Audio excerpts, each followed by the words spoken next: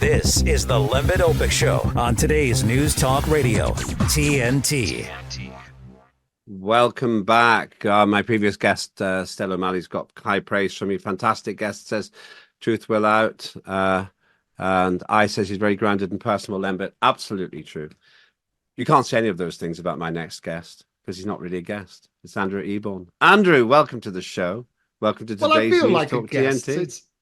It's an absolute joy, and I love the fact we've all got our green screen. We can travel the world. I tell you what, the view out of my window is a bit better than yours. It's got to be good. You see, you're giving away all the secrets. Oh no, it's real. Mine's the real view. Mine's the real view. It's got to be good. Well, it's just okay. Well, I'll take that. I'll take your word for that because it's too complicated to explain what you mean to those who don't understand what a green screen is. Let's take a step back. Who are you? Where do you come from? How did you get here?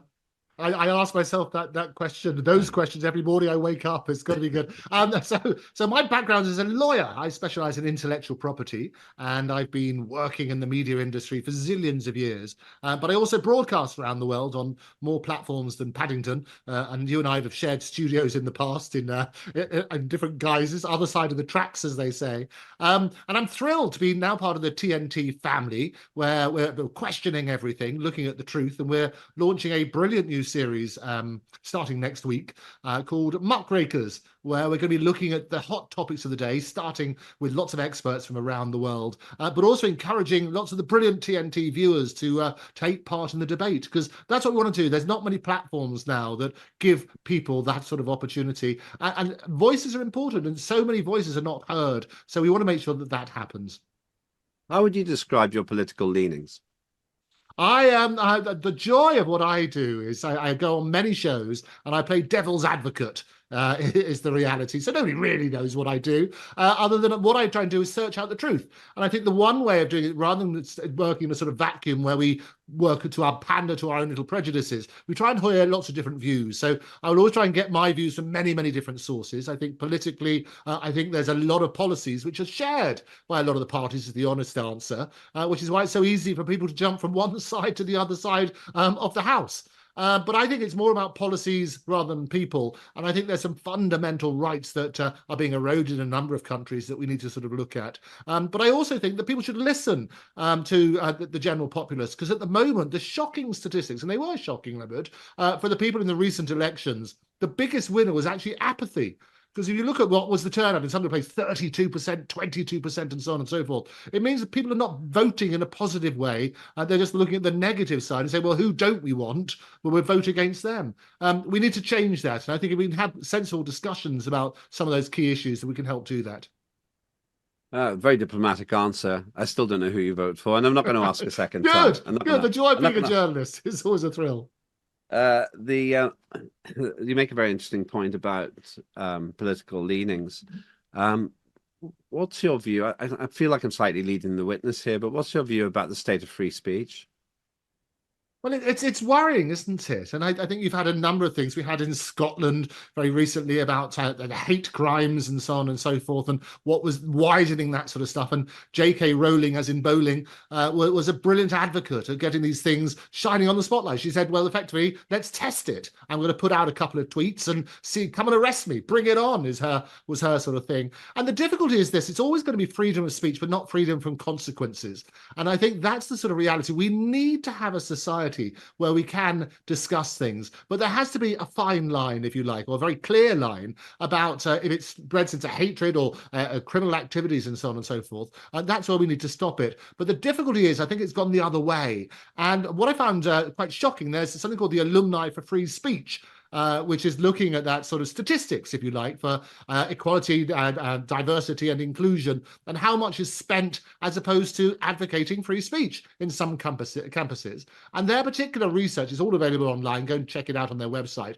Worked out that about 221 times as much money is spent on EDI as it is on freedom of speech. And that's got to be crazy, hasn't it?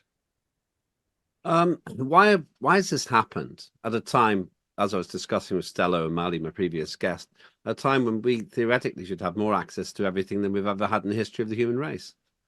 Well, I'll tell you why it's happened is people are scared. They're scared of that information. Data is the new currency, controlling minds and hearts of people. What you need to do is understand what those people are. One of the things I do, I talk around the world as a futurist and unpack things like artificial intelligence and advise people about both the positive side and the negative side of it. And I often say, look, it's our greatest human achievement, but potentially our biggest existential threat. And we had a great AI conference here in the UK in Bletchley Park, the home of the Enigma Code, where they looked at that. Now, you have to understand what AI can do, but you do have to question everything. I do this regular thing, as you probably know, called Andrew Eborn's Fake or Fact. And we look at stories in the news, some quite light-hearted. So we were looking at the Met Gala, for example, this year. 75 grand a ticket.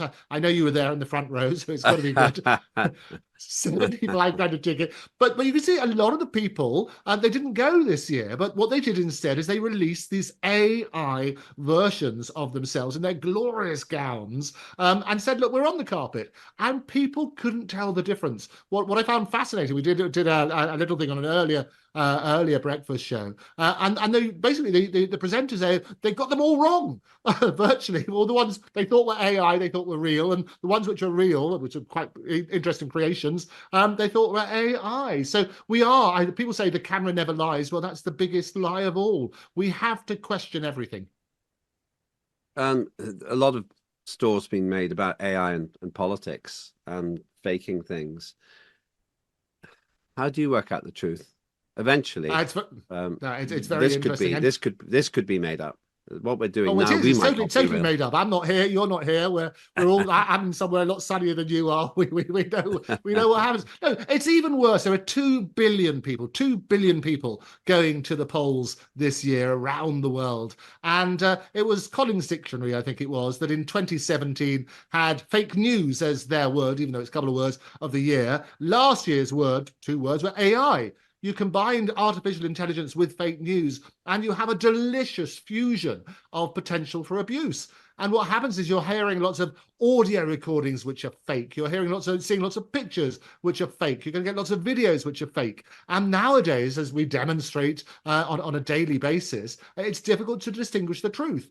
So the reality is, it used to be with for example, I'll give you some images. There are ways that you can do things. There are tools which people like Google are giving people. You can do reverse image searching. So you can drag it in the same way as you tap in text. You can drag a particular image into the Google search bar, and it will tell you where that image first appeared.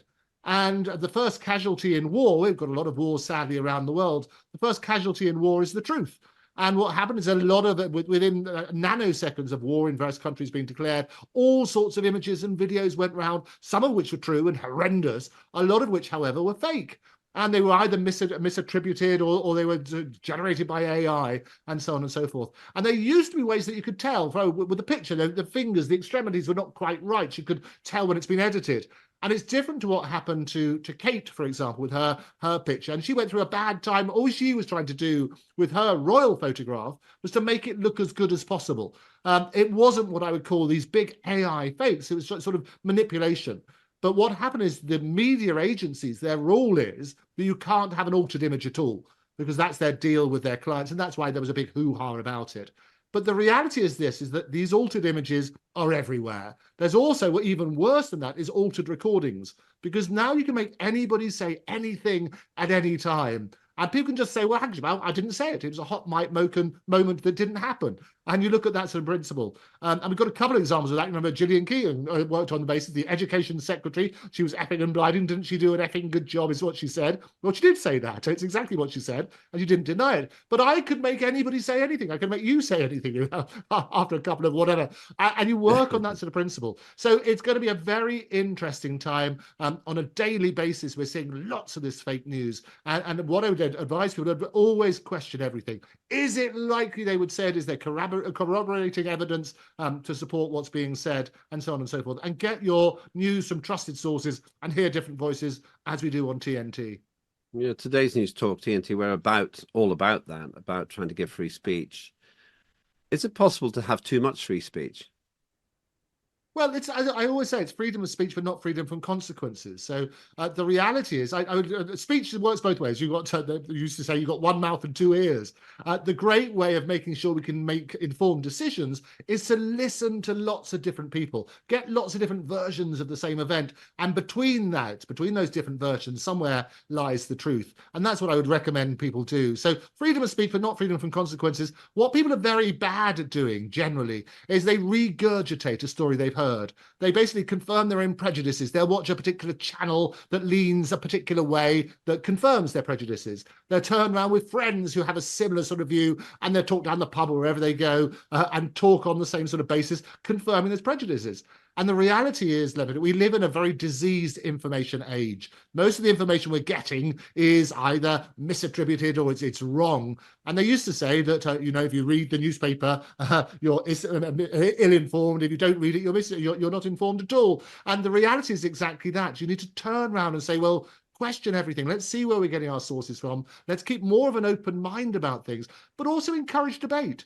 But what I love about this channel, and this is why I joined it, is what you do is you encourage debate. You turn around and say, well, this is what I think, based on the information I've received so far. Tell me if I'm wrong, or let's hear some other evidence and form that sort of opinion. And with my background as a lawyer, that's exactly what we do in court. You hear witnesses who will come forward, provide evidence, and you then weigh it up based on that evidence. And that's what we need to do. As a lawyer, though, and you mentioned the film, well, you mentioned the phrase devil's advocate, and I think of the film Devil's Advocate. You could be bought. You could be bought as a defense or prosecution activist. Why should people be able to trust you, Andrew? Oh, it's great. Well, pay me more money. I'll tell you what, the reality is this. No, lawyers are paid mouthpieces. That's what they are. That is their job, to represent a particular case. Where in a journalistic side, what we're doing is unpacking particular stories. So we hold everybody's feet to the fire.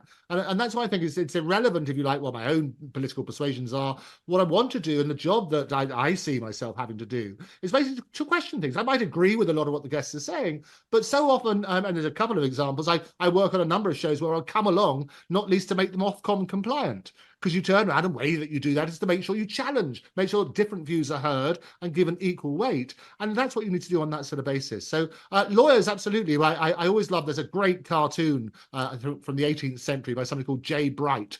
And they have litigation. You probably know it well. They have litigation is on a cow, and they have the plaintiff is pulling the horns of the cow, and the defendant is pulling its tail, and the lawyer's milking the cow. I mean, that's litigation. That's litigation. So yes, we are paid mouthpieces, but that's what we're trying to do. And I think in the broadcast context, it's working on that sort of premise. Let's turn around, let's make sure that voices are heard, but also to challenge those voices, because that's key.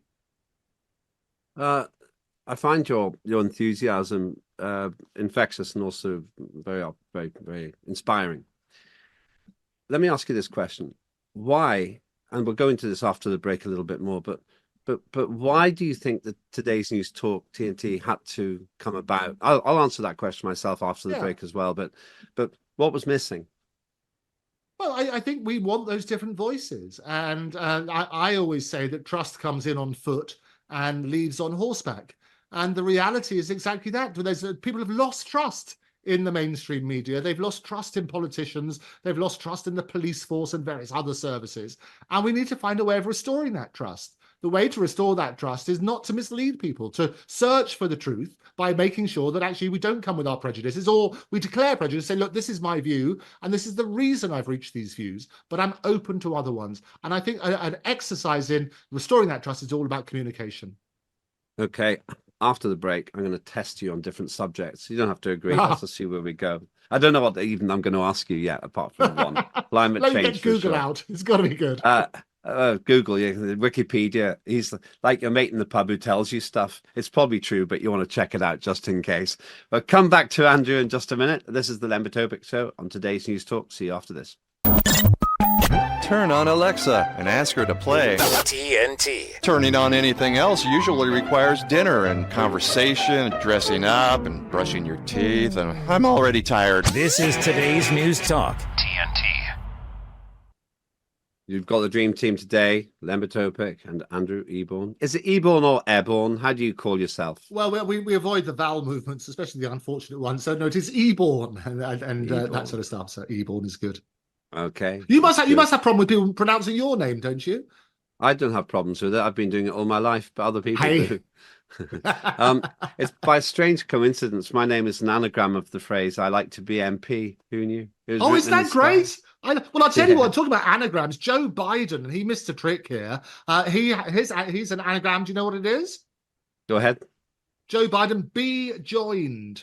So in this world where we're so fragmented and so many people fighting each other, that's the T-shirt he should have. Be joined.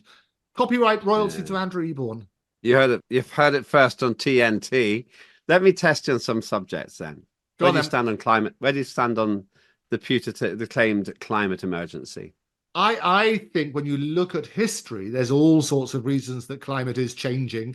And I think what happens, and we've become a society which has now become reliant on experts. And that's the problem. We basically swallow whatever the experts say and we regurgitate it. It goes back to the point I was saying beforehand. I think we're peddled a lot of things. Sometimes they're not entirely accurate, and we need to have the evidence to do it. The difficulty is, Lembit, is that a lot of people don't agree with these experts. You get some people who say, this is what's happened, and other people, well, it would happen anyway. And that's the real difficulty. I think the real cost of it is quite horrendous when you're talking about mistakes and so on and so forth, because people have got that particular agenda. You've got to finance the particular green agenda. And if that's a mistake, it's going to be a really costly mistake. So we do need to keep questioning the science. And I think rather than just swallowing everything wholemeal and whole peas, we need to turn around and say, well, is that right? Let's see the evidence and be part of the conversation. What I find with most experts, they always hide behind jargon. I don't know if you find this. And they sort of say, well, if it's a bit of jargon, it's like lawyers. If you don't really understand what they're saying, you daren't ask them because you assume they're right.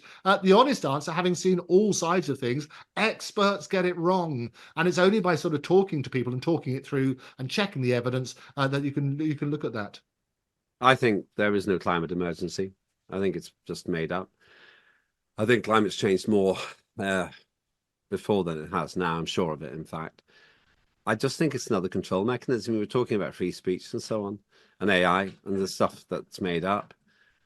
What frustrates me is I think that the whole climate emergency scam is an allegory for that thing that you talked about at the beginning of our chat, where people are told stuff, as you rightly say, they don't really know stuff.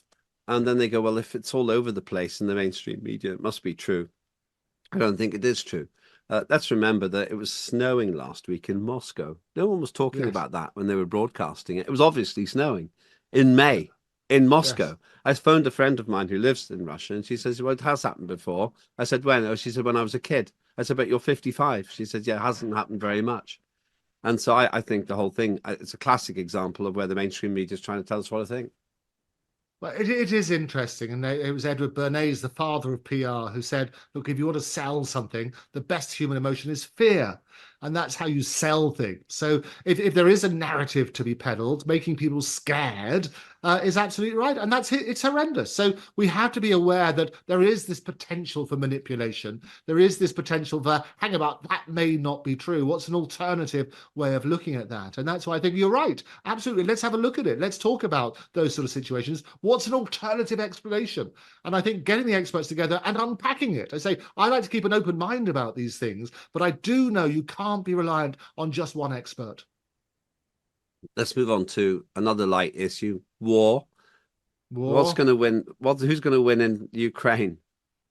It's horrendous, isn't it? I think it's, and the trouble is, the more money it's thrown at it, the longer it progresses. I always believe jaw, not war, and I think it's horrendous on both sides. I think the casualty of war, and what people do, they get desensitized when you see the numbers. That's what you think. You just think it's figures. Behind every single one of those figures are human lives on both sides of the conflict. And I do think that's appalling. So everybody's going to lose in terms of war, I think, on that sort of basis. It's interesting, the discussions that are going on, but we need to sort of focus our energies on how are we going to get that peace. And it's not just in Russia, but obviously in Gaza and so on and so forth. There are lots of these conflicts, but you need a willingness on both sides to work out, look, what is a resolution? That nobody's going to be an absolute winner, other than the fact we do need to urge people to try and end these conflicts. I can't see how the West can really win in Ukraine for two reasons. Democracies don't really like spending lots of money over a long time if you don't get an easy win. And secondly, the supply lines. Russia has a supply line which just crosses the border. The UK and America have to try to send stuff thousands of kilometers.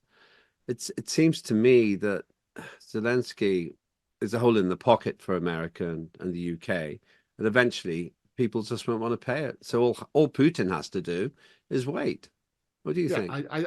I think that the reality is exactly that. It's all about who's got the deepest pockets and who's going to keep financing it. The longer it drags on, the more expensive it's going to be, and who stands to lose the most. And I think both sides are losing at the moment. It was a war which, well, Putin predicted it was going to finish very, very quickly, but he's got deep pockets, and I think it's horrendous. We do need to try and get more diplomacy. We need to work out George or not war, as they say, and make that happen. But just keep on throwing money at it is just prolonging this sort of stuff, and we will suffer for years as a result. Yeah, I find it hard to take Zelensky seriously at times when I remember how he performed as a comedian.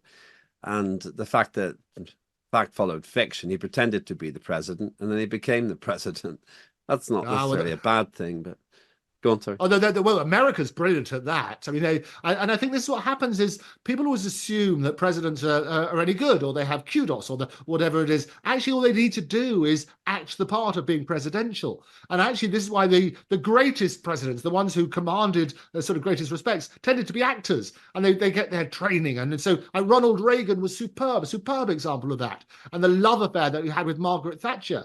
And you would work on the basis that Maggie and that brand and how that was basically evolved. If you listen to her in her early speeches, it was a very different language pattern until you got some people in to say, actually, this is how you should speak. And here's your language pattern. You see how her voice works. And that whole image, it changed dramatically. But people sort of turn around, and what they're doing at the moment is the politics of personalities, isn't it? That's what I would call it. And we mustn't forget that Boris Johnson, not so long ago, had an 80-seat majority at the last election. And he was the Carlsberg politician, they would call him. You know, he could reach part of the electorate that nobody else could. And that's why he was such a brilliant figure. He turned into this sort of Marmite character afterwards. But that was the sort of reality. So we need to get behind that. We need to also understand that's what's happening. It's about the politics of people, but also to work out we do need substance to make that make sense. Someone who maybe hasn't got the best PR in the world at the moment is Benjamin Netanyahu. I always have to predicate that by saying you don't have to be anti-Semitic to think he's not the best leader. How do you think it's playing out for him in Gaza? I one of the first in the media to call that out. I think he's got lots of issues which have been distracted by the war. And you're right, it's not anti-Semitic. It's just the reality. I speak to lots of people about it. There's the movie you'll remember with Dustin Hoffman called Wag the Dog. Yeah. And if you want to turn around and say, how do we distract people from problems at home? Well, you start a war. I'm not saying that, but it basically has been a distraction. Once this conflict is finished, and I hope that will happen sooner rather than later, he will have a lot of issues that need to be addressed. But I spoke to people on all sides of the equation, and there are these issues, and very, very important issues, which will not be avoided. America seems to be calling him out now. That's quite a bold move. What do you think's behind that?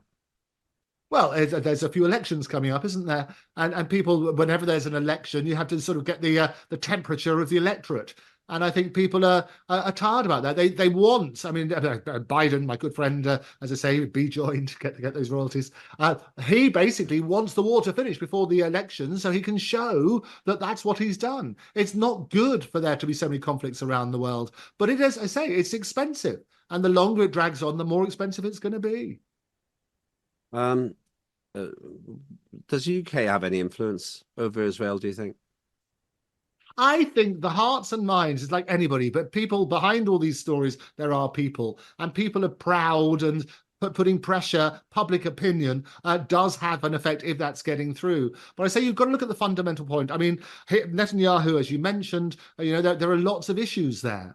And as soon as the war is finished, and as I say, hopefully that will happen soon, those issues will come to a forefront. So you've got to say, look, well, what's driving it? He's got to turn around. He wants a victory himself, because that will make him more popular, he hopes. on that sort of basis, but there are those issues. So I think the UK, we should play our part. I think, and it's interesting about sort of talking about things like timing of the election and stuff like that. I think if we were to go to Trump, and I put money on Trump a long time ago when people first of all wrote him off, and you might remember people went to bed. They always say and never guarantee what the result of an election is going to be until you actually see it. But I was probably one of the very first people again who turned around and said, look, not only is he going to get the nomination, but he's actually going to win the first time around. And you remember, even right up to everybody going to bed, they all assumed that Hillary was going to get in. They went to bed, they woke up, and here's Donald. Everybody was like surprised on that sort of basis. So do not write anybody off. Every vote counts. And as I said beforehand, looking at the recent elections, what there is apathy. So it does mean that in 32% of the people voted in certain places, 22% in others. That means the majority of the people couldn't care less. So what you have to do is turn around, make them care, make them vote, and work on that sort of premise. You mentioned the American situation. Are you going for Trump again? In terms of voting, or in terms of what's going to happen, I think the electorate should never underestimate the power of Donald and his brand. And what happens is the more things that are thrown at him, the more popular he gets, because he is a brilliant media manipulator. Because he will turn around, what he'll do, again, whack the dog. What you do, the secret is this. Every politician watch, we can predict these elections. Every politician, if you turn around and say to somebody, this is going to happen, and this is why it's going to happen, you control the narrative. And as a result of it, when it does happen, people think, oh yes, they said you're going to be a martyr. They said they're going to go for you to stop you standing to stop you being able to be elected, and so on and so forth. His supporters will continue to back him even more so. And the passion for Donald Trump in America is huge. So he's always going to have those people. So I do think, absolutely, if he's allowed to run, and it's a strange constitution, as you know, you can run from all sorts of places, including inside. The reality is exactly that. So I do think he's very good at manipulating the media, as long as he can get his message out. And the interesting thing is that because he hasn't been on the campaign trail, there is that difficulty about getting that message out. So that might have a dip, even though the general effect shouldn't be. I'm still not clear. Do you think he's going to win? Yes, I think he will win if he's allowed to stand. But they can't stop him. He could actually run America from prison if he wanted to. Oh, exactly, as I say. So I do think, looking at it at the moment, but the point I make, though, is that as long as he's allowed to get his message out, by standing, I mean also making sure that he can go to the conferences, he can go to the rallies, he can make sure that people hear him. Because actually, when you're looking at the polls, there has been an effect on his popularity in the polls because he hasn't been on the campaign trail. And I think that's the difficulty. So when I say as long as he's allowed to stand, yes, you're right. That, as we said beforehand, the technicality is you can run from in prison. The reality is they want to hear him. His supporters need to hear him saying what he says so powerfully and so persuasively that they will continue to support that. And after the break in a few minutes, I want to talk about UK politics, but staying international. For now, China seems to be playing it smart. It's making everything that we buy and being chums with Putin at the same time. Yeah, I know China is the massive, not just the potential threat, it is the threat. We need to understand the power of China economically on the world stage and so on and so forth. And they own us. Virtually every device that we have, we've got that. The worries about things like TikTok, the information's out there. Data is the new currency. We need to keep our eyes open and recognize what that danger is. I don't think they are danger. I think that they're just economically smart. We're not going to fight them. They just want to be the biggest economy in the world, and they will be soon. So I don't feel this danger about China. That I used to work there, and I had immense admiration for China, and I still do. So maybe I'm a minority of one here, but I just don't see what is the danger. What can China do to us? Well, as you say, they already own us, so that's pretty powerful. And you're not a minority. I think I have a lot of respect for China as well. I think it's understanding, however, where that respect comes from. They own us. That any organization, any country that owns us, not just our data, but economically and so on and so forth, and if they're most powerful in the world, you just have to be careful. With great power comes great responsibility. Yeah, but I still don't see what harm they can do. They can call the shots now. If they stopped Well, making everything for us, we wouldn't have anything to buy. Exactly, but isn't that's the risk? So you turn around and say, well, why would they? If you want to control the rest of it, people understand, well, this is what they are. To have anybody in any country which is that powerful is a danger. So I think it's recognizing that that's the danger. When people understood about TikTok, and even though Biden himself, he came onto TikTok and that sort of stuff, data, there's so much data being collected about every single time you walk down the street. In London, for example, the cameras are absolutely everywhere.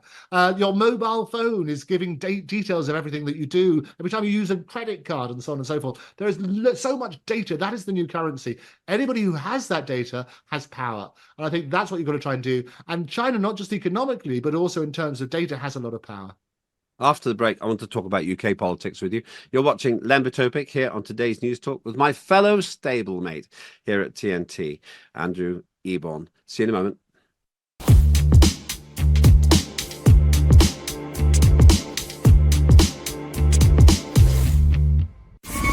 Lembitopik on today's News Talk Radio, TNT. Welcome back. I'm Lembitopik. I'm with Andrew Eborn, who's joining the TNT, today's News Talk stable.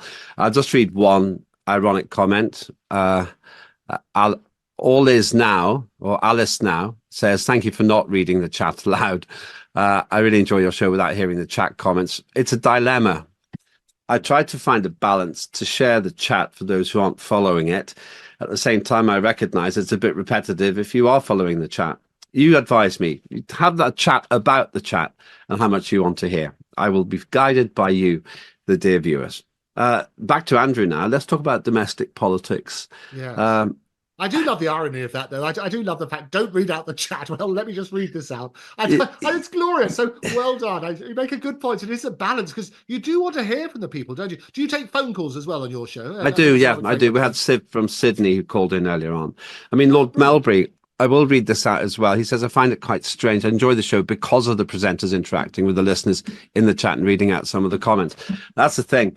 I don't want to just end up being a cipher for what's being written because you can read it. But at the same time, not doing it at all, I think it's not exactly arrogant, but it's a bit insular. So yeah, I have to say, I'm with you. I love to hear. It's what we said beforehand. The whole idea is to give people a platform for people's voices. I know what your views are. You know what my views are. We're going to come up with some glorious things. I want to hear people. I'm not just read out the chat. I want people to call in and take part in the debate. And hopefully people will come up with something different, and let's talk about it. Let's unpack it. Yeah. Exactly. It's the essence of free speech. I also read stuff out, which isn't always complimentary to me as well, but that's because that's what free speech is about. It's not about just reading stuff that's in, that's what's going to happen. Very good. Nicely done. As the 6 and the 3-year-old, yeah.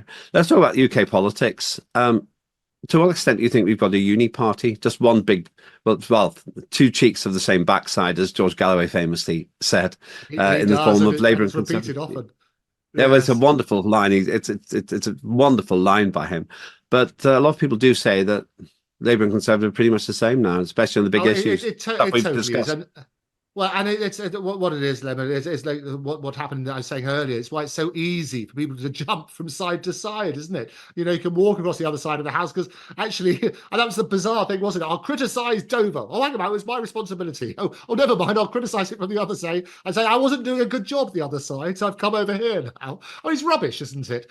What we need to look at, the policies. I think you're absolutely right. Policies rather than party political divide, and there are some fundamental things that trouble everybody. So we need to hear what those clear policies are. Get rid of the sound bites, even though that's a sound bite in itself, like saying I won't read out the comments. The reality is exactly that. You need to turn around and say, look, what are the policies? What are the fundamental rights that people need? And what are the politicians going to do about it? And I think what's going to be really happy, we want to see those policies, but also make sure they're properly costed so people understand, well, there's a knock-on effect here. If I give you benefits here, somebody's got to pay for it here. We get that. We're not stupid. So let's tell people what that means in practice. And I think that's what we need to do. But you're absolutely right. I think it's all basically homogenizing into one sort of party, if you like, and it doesn't matter which divide it is. They've both got the same, as George would famously say, it's two different cheeks of the same backside.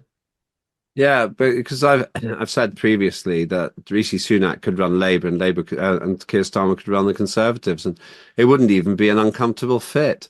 on all the big issues, opposing a ceasefire in Gaza, supporting the war in Ukraine, this putative climate crisis, on all the big stuff, they sound the same. And I don't even really see what they would do different economically. Can you?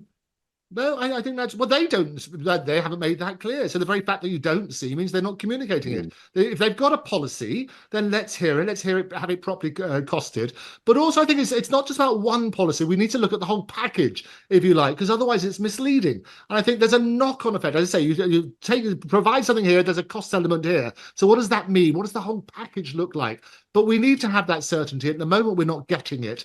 And either that's because of communication or because there isn't a policy, a very clear one, or it may not serve their purposes to explain what their policy is going to be. Now, any and all of the above could be true. And I think it's going to be good to actually drill down with the politicians and work out what they're saying.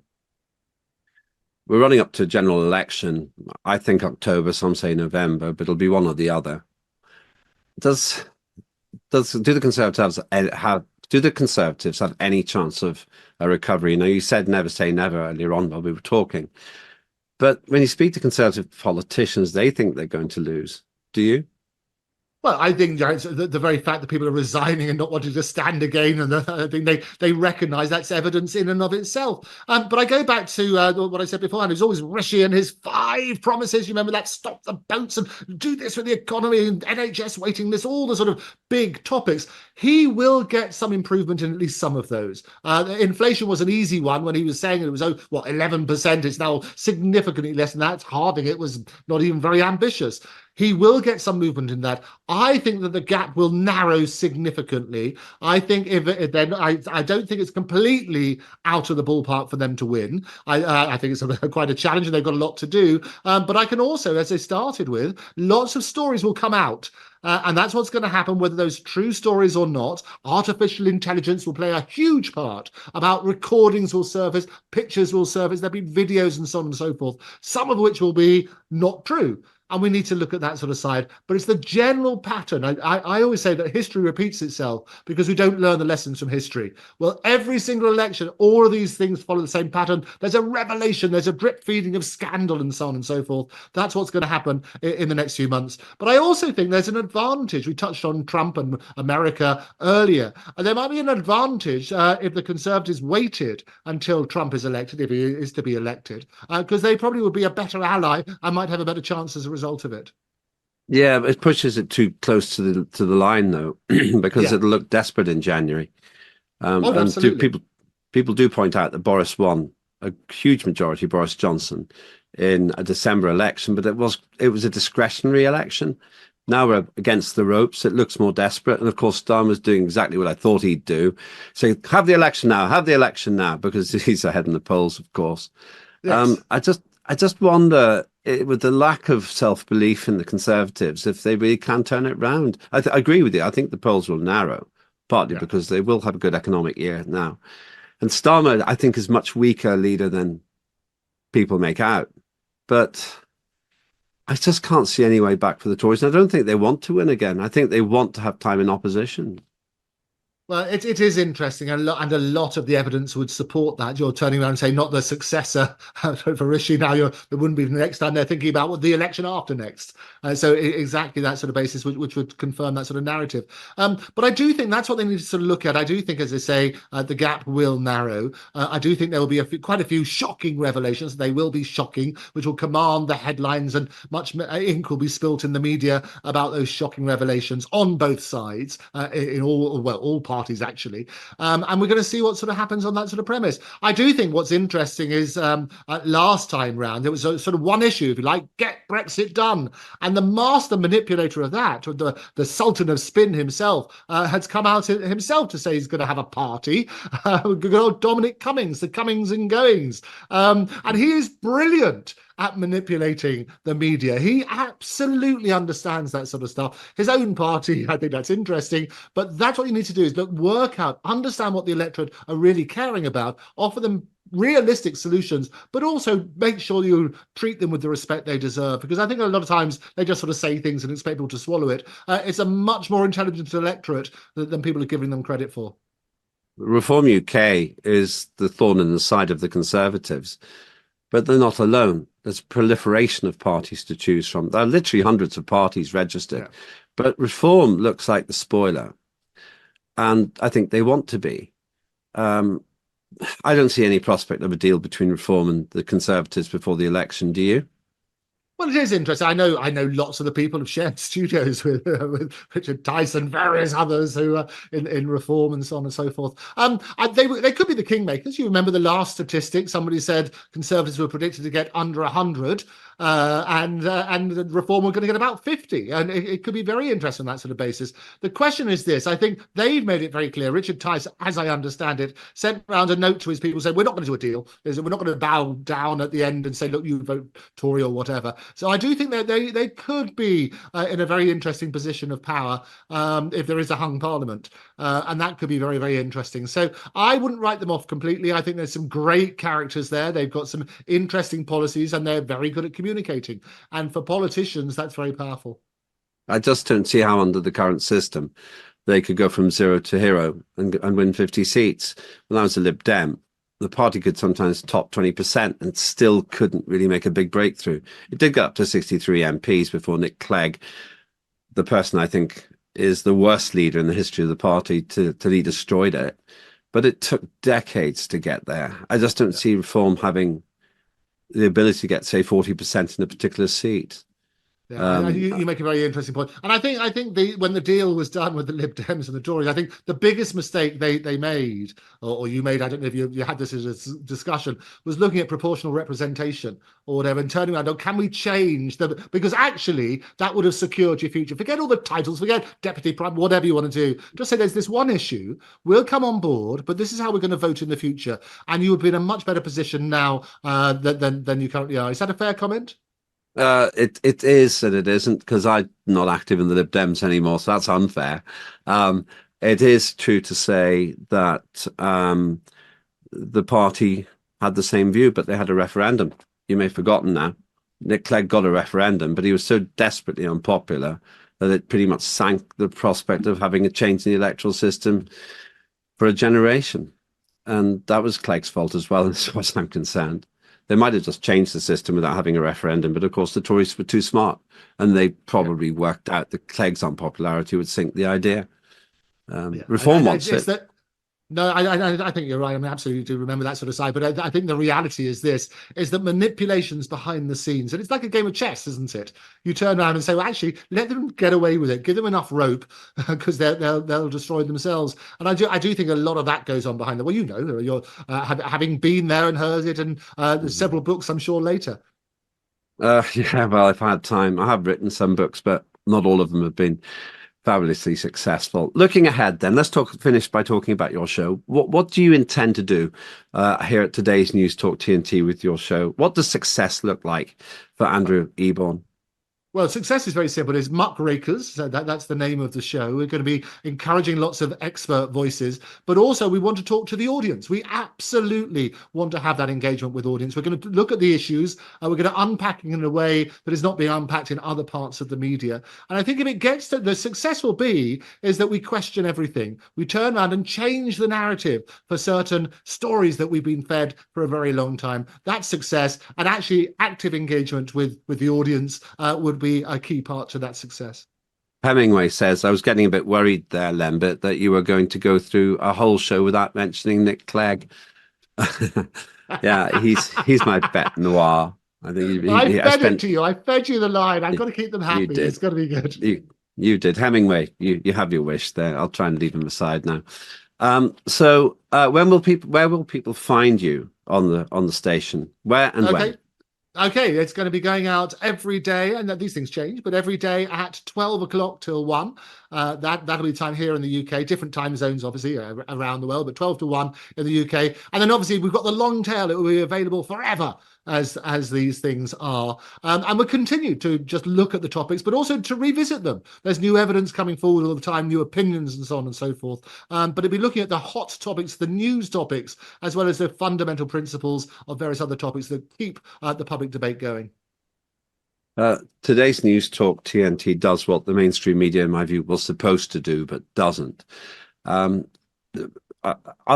there any part of you that's worried that you will be silenced beyond today's news talk, because you're just going to be revealing too many uncomfortable truths about the, in my view, unholy alliance between politics and the mainstream media. Well, I think it's interesting that you raise that point, and time will tell. But I think the reality is, as you know, I dance on more platforms than Paddington. We have that sort of side. I try to make sure that it's a rational debate. And I think if people really just think, I'm not trying to, don't come with the agenda. Well, I come with agenda, but none of them are hidden. You work on that sort of principle, is that it's about debate. It's about questioning everything. It's about questioning traditional narrative, but also people's opinions about all sorts of political and various other matters as well. So we do need to look at that. And if people, you put it out there, people try to silence it, it's a reflection on them. We need to get the truth, the whole truth, and nothing but the truth. And that's not a multiple choice question. We need to work on that basis. That's great. And of course, that means we're all in competition for ratings. So my ratings have to be better than yours. Incidentally, we will share days, because from Monday, I'll be doing the breakfast show from 8 a.m. till 10 a.m. UK. But that's, of course, drive time in Australia. Best of both worlds. And so I worry about time checking. I start talking about UTC, but a lot of people don't know what UTC is. It used to be called GMT, Greenwich Mean Time, but that was maybe too imperial for some people. So we don't do that. IHA, I hate acronyms. I think you work on that basis. I thought that was going to be another time thing. It's a real pleasure to have you on. You might find our next guest interesting as well. It's Nick Griffin, former leader of the British National Party. Brilliant. Used to be one of my constituents, and it took me 15 years to finally have a debate with him. And it was all courtesy of today's news talk. He came on as a guest. So this is really part 2 of a dialogue with him. He made some predictions, some of which have come true. And I was expecting a massive backlash, but in fact, maybe he was far too sensible the last time he was on. So you might want to have a listen as well. If you like him, have him on your show too. Compulsory. Yeah. And also, it's available on Catch Up anyway. So all of that stuff, we'll make sure we'll see it somehow. Andrew Eborn, it's great to have you joining the torchbearers for free speech, not just in the UK, but around the world. And a real pleasure to be able to talk to a lawyer for free for a whole hour. That's a rare thing. Free? Oh, the check's in the post. I'll just go and get it now. That is Andrew. You'll catch him during the week.